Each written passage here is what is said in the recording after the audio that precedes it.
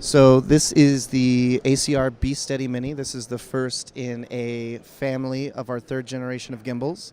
So primarily what we're trying to do here is make a camera platform for every camera type user. So this is meant for mirrorless DSLRs, but heavy setups. So this is meant for A7Ss, 5Ds, A7s in cages, heavy autofocus lenses. We're really trying to hit videographers, wedding cinematographers, people that typically work in a one-man band but don't want to have to strip down their camera just to get it onto a stabilizer. So it will support Canon 5D up to including the 16 to 35 lens. So payload-wise, we tell people that we're still going to give you maximum performance, 100% speed at up to 5.3 pounds. You can go beyond that, but obviously you're going to notice some fall off in speed and control. I don't know how much exactly, but up to 5.3 pounds, you're going to get everything it can do. So when you're buying the BeSteady Mini, you're getting the gimbal system, not a camera. Right. You're getting No camera? no camera, unfortunately. You're getting the camera plate, and then your choice of either the ring or the pistol grip. And then you're also getting a battery and a charger. So the reason we're doing one battery is because we are getting 24 hours of life just charging the gimbal. If your camera supports in-body stabilization, or I'm sorry, in-body charging, like Sony, Panasonic, and Blackmagic, we can actually share that battery power with the camera. And before we had optimized, we were getting 5 hours of camera life and gimbal life on one battery. So I'm hoping it's up to 6 hours now that we've optimized that a little bit, but that should mean 2 batteries will get you through a 12-hour day. With the ring, you're looking at about mid 14, I think it's like 1450, don't quote me on that one, I'm sorry.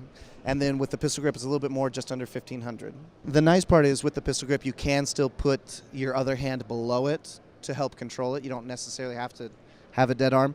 But the other reason that the pistol grip is kind of nice is because it's mounted so much lower.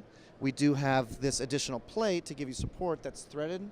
So I do know of a few people that are mounting their monitors down here so that way they can kind of look at their feet and still see what they're shooting without having to kind of split their attention. So we also had another guy come by who does a lot of filming in the Bahamas, and because he'll actually hang off a boat to shoot, he actually likes the single-handed version so he can hold on to something for safety and still go and get his shot. We actually have 2 power outputs that are high power outputs, so that way you can power monitors, other high energy devices off of this.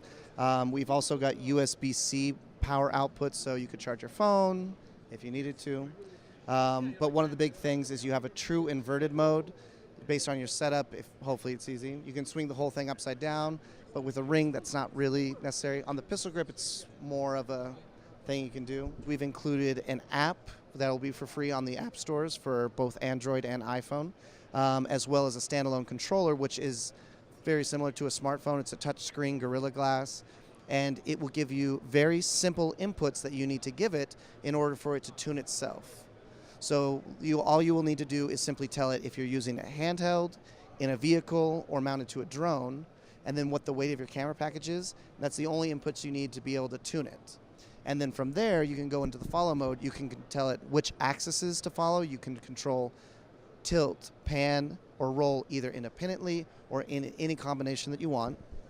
And then you can also tell it the focal length that you have and the speed that you want. So that way it'll give you the best approximation of what you're going to need based off just those 3 inputs. So there's no dealing with power settings, there's no dealing with response or gain settings, which is, I think, one of the things that's been frustrating for a lot of people getting into gimbals. So another great feature that really makes this gimbal system stand out is the app and the controller that we're talking about.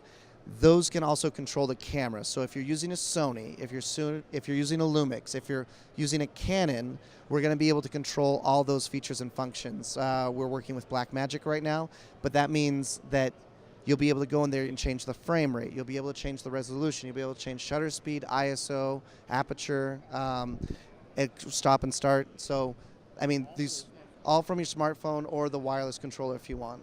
What you're really seeing is a collaborative effort of not just a company, but all the cinematographers that are using their equipment and giving feedback. So a lot of the reasons why I find ACR to kind of be more of a force multiplier gimbal rather than just a tool, because it's solving multiple issues that people naturally have, It's because they're listening to the people that are actually using their products and making developments based off that.